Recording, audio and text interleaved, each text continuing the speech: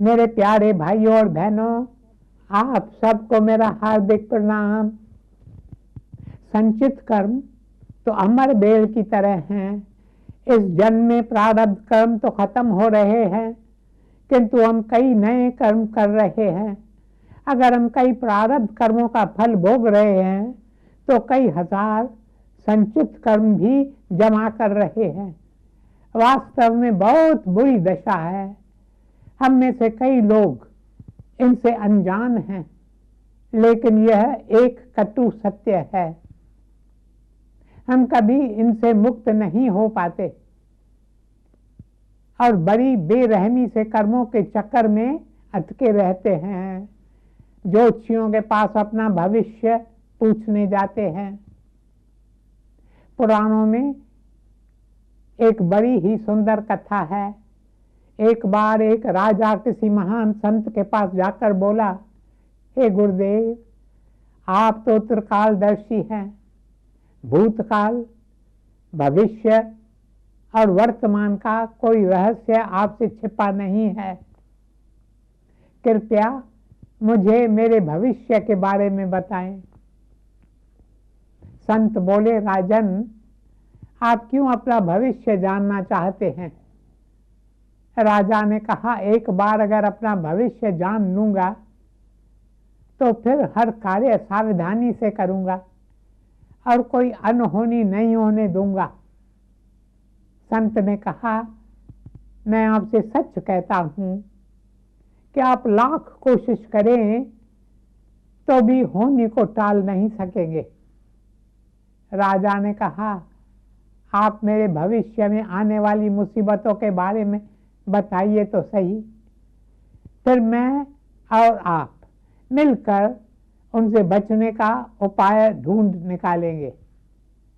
संत ने कहा, अच्छा ऐसी बात है तो मैं आपके ऊपर आने वाली हर विपदा का वर्णन करता हूँ और आपको चुनौती भी देता हूँ कि आप इसे रोक नहीं पाएंगे। संत फिर बोले, देखिए राजन, आज है गुरुवार और अगले बुधवार को कोई आपको एक घोड़ा भेंट करेगा। मैं आपसे अनुरोध करता हूं कि आप उसे स्वीकार मत करना, परंतु मैं यह भी जानता हूं कि आप उसे स्वीकार कर लेंगे।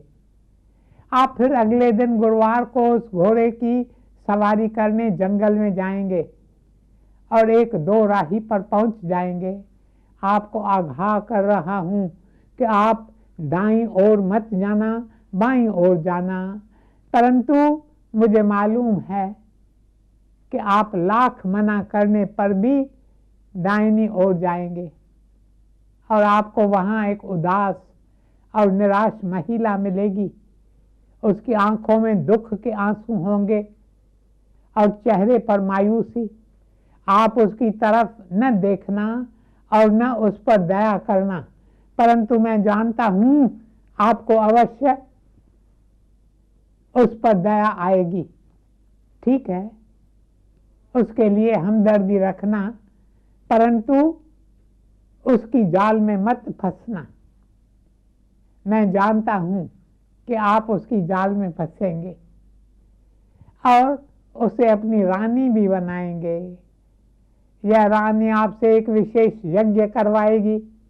आप यज्ञ मत करना, परंतु मैं जानता हूं आप यज्ञ करेंगे। इन सब गलतियों के बावजूद भी आप संभल जाना। यज्ञ के समय एक युवा ब्राह्मण आकर आपसे यज्ञ में शामिल होने की अनुमति मांगेगा। आपसे विनती करता हूं कि आप उसे यज्ञ में शामिल होने की अनुमति कभी मत देना, परंतु आप अवश्य अनुमति दे देंगे। इस यज्ञ के दौरान वह युवा ब्राह्मण आपका और रानी का मजाक उड़ाएगा। आप नाराज हो जाएंगे।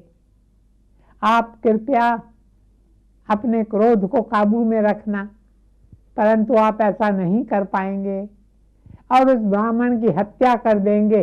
इस ब्रह्म हत्या के पाप से आपका संपूर्ण शरीर कोढ़ से जख्मी हो जाएगा। आप इस पाप से तभी मुक्त होंगे जब आप महाभारत की कथा बड़ी श्रद्धा से सुनेंगे।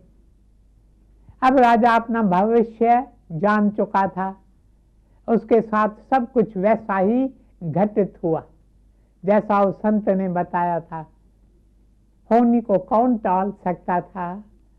राजा हर बार अपने प्रारब्ध से कर्म करने को मजबूर था।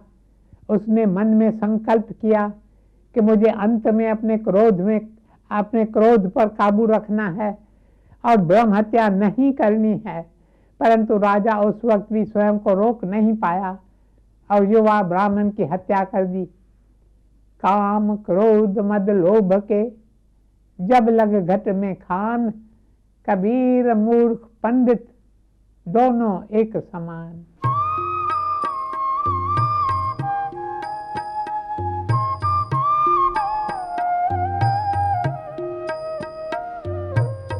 काम क्रोध मद लोभ के जब लग घट में खान, काम क्रोध मद लोभ के जब लग घट में खान, कबीर मूर्ख पंडिता दोनों एक समान,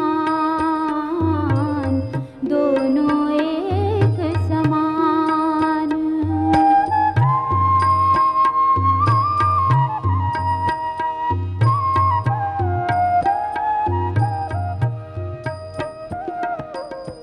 काम क्रोध मद लोभ के जब लग घट में खान, काम क्रोध मद लोभ के जब लग घट में खान, कबीर मूर्ख पंडिता दोनों एक समान,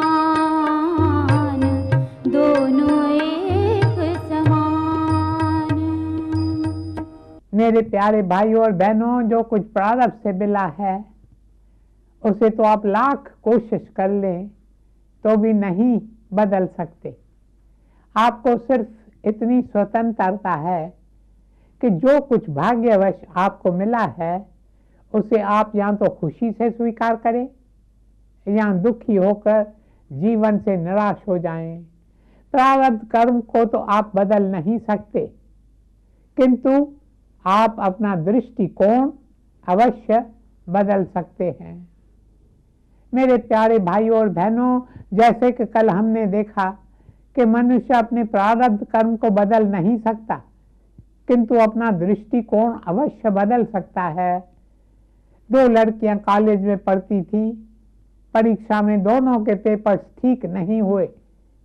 उनमें से एक लड़की तो बहुत निराश हो गई और उसने आत्महत्या करने की सोची।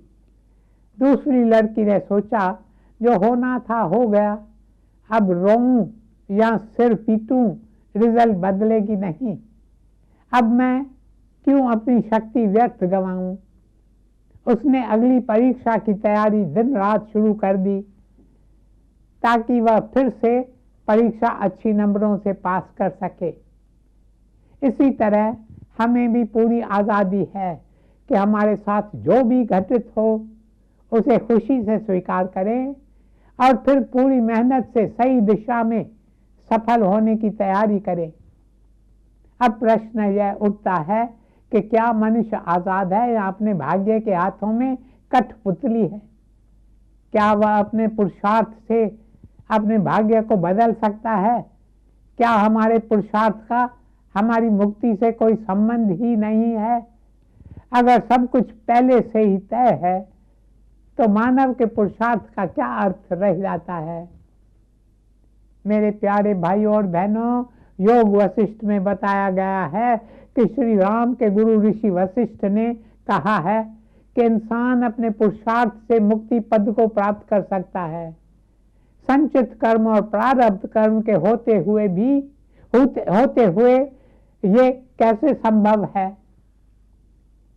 इस संबंध में कई विद्वानों का कहना है कि प्रारब्ध कर्म हमारे जीवन की एक एक बात तय नहीं करता। प्रारब्ध कर्म केवल कुछ मुख्य बातें तय करता है, जैसे हमारा परिवार, हमारे अस्तित्व के कुछ पहलू, जीवन की कुछ मुख्य घटनाएं। किंतु पुरुषार्थ इन सारी बातों को सुधार सकता है, बेहतर बना सकता है। आइए उदाहरण से समझें। यदि आपका जीवन अपने प्रारब्ध से बहुत धनी और खुशहाल है, और अगर आपने खाली बैठकर सांसारिक सुख भोग कर अपनी सारी धन संपत्ति लुटा दी, तो आपने अपने प्रारब्ध कर्म भोग लिए। दूसरी ओर आप नम्र होकर करुणा भाव से पुरुषार्थ करें, तो इससे आप अपना प्रारब्ध सुधार सकते हैं। ऐसा करके आप अपना भविष्य सुधार सकते हैं। दूसरी ओर अगर आप अपने प्रारब्ध कर्मों के कारण विपन्नता में जी रहे हैं, आप व्यापार में संघर्ष करते हैं, किंतु आपको कोई सफलता नहीं मिलती, इसलिए आप थक हार के सब कुछ छोड़ के बैठ जाते हैं। पर ऐसा नहीं है। आप बड़े बड़े बिजनेस टाइकून्स की जीवनी पढ़िए, आपको पता चलेगा कि उन्होंने किसी तरह संघर्ष से अपनी असफलता को सफलता में बदला है। पर हाँ, ये भी सच है, कई बार संघर्ष करने के बाद भी सफलता नहीं मिलती, हम असफल ही रहते हैं। किंतु अपने पुरुषार्थ द्वारा हम कुछ गुणों के मालिक बन जाते हैं। हम धैर्य रखना सीख जाते हैं, हम जीवन में दृढ़ हो जाते हैं, हमारी सहन शक्ति बढ़ जाती है। इसलिए प्रारब्ध हमें जो भी दे, हम अपने पुरुषार्थ से उसे सुधार सकते हैं। प्राचीन शास्त्रों में बताया गया है कि पुरुषार्थ के 4 मुख्य अंग हैं: धर्म, अर्थ, काम, मोक्ष। धर्म यह हमारे जीवन के नैतिक गुणों का वर्णन करता है। हमारे कर्म इन नैतिक गुणों पर आधारित होने चाहिए। यदि हमारे कर्म अनैतिक हैं, तो फिर हम जीवन में जो कुछ करते हैं उसका कोई अर्थ नहीं है। यदि कोई व्यक्ति रिश्वत और फरेब से संपत्ति बनाता है और ऐशो आराम का जीवन बिताता है, तो मानो उसके जीवन को दीमक लग रहा है। इसलिए हमें हर काम धर्म अनुसार करना चाहिए। मेरे प्रियजनों, दूसरा है अर्थ, जिसका संबंध सांसारिक और भौतिक चीजों से है। हमें अपने जीवन में भौतिक चीजों की जरूरत होती है। उसके लिए लखपति या करोड़पति बनने की जरूरत नहीं है। बस हमारे पास इतना होना चाहिए कि धर्म अनुसार हम अपना जीवन व्यतीत कर सकें। तीसरा है काम। काम हमें गृहस्थी बनाने में तथा रिश्ते जोड़ने में सहायता करता है। यदि हम धर्म के अनुसार काम की मर्यादा को निभाते रहें, तो हमारा जीवन आनंद से भर जाएगा। पर जो भी है, धर्म, कर्म अथवा काम, ये सारी बातें हमें लक्ष्य की ओर ले जाने के लिए साधन मात्र हैं। पर हमारा मूल उद्देश्य है मोक्ष। मोक्ष के लिए हमें लगातार पुरुषार्थ करते रहना चाहिए। मुक्ति भाग्य से नहीं मिलती, मुक्ति किसी ज्योतिषी की भविष्यवाणी से नहीं मिलती। मुक्ति तो केवल पुरुषार्थ तथा ईश्वर की कृपा या गुरु की कृपा से ही मिल सकती है। इसके लिए आपको गुरु के मार्गदर्शन की जरूरत होगी, क्योंकि उनके सहारे ही आप इस राह पर कदम बढ़ा सकते हैं। तीनों लोकों में एक ही किश्ती, गुरु कृपा ले कर तू भक्ति।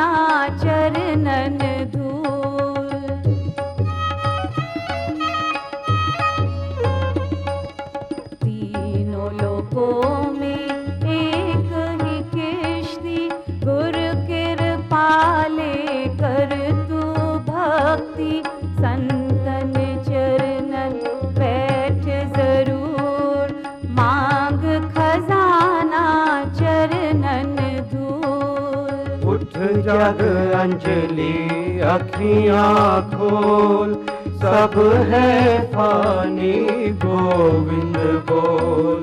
भज गोविंदम भज गोविंदम, भजो रे भाई गोविंदम। भज गोविंदम भज गोविंदम, भजो रे भाई गोविंदम। मेरे प्यारे भाइयों और बहनों, पुरुषार्थ में दो बातों का होना जरूरी है। एक अपनी इच्छा को गुरु के चरणों में अर्पण करना तथा दूसरा विश्वास और श्रद्धा से चलते रहना। यदि आप सही दिशा में कदम बढ़ाएंगे तो आपको शीघ्र ही इस बात का बोध होगा कि आप दैवी कृपा के पात्र बनने लगे हैं। कई बार लोग पुरुषार्थ और दैवी कृपा में संतुलन नहीं बना पाते।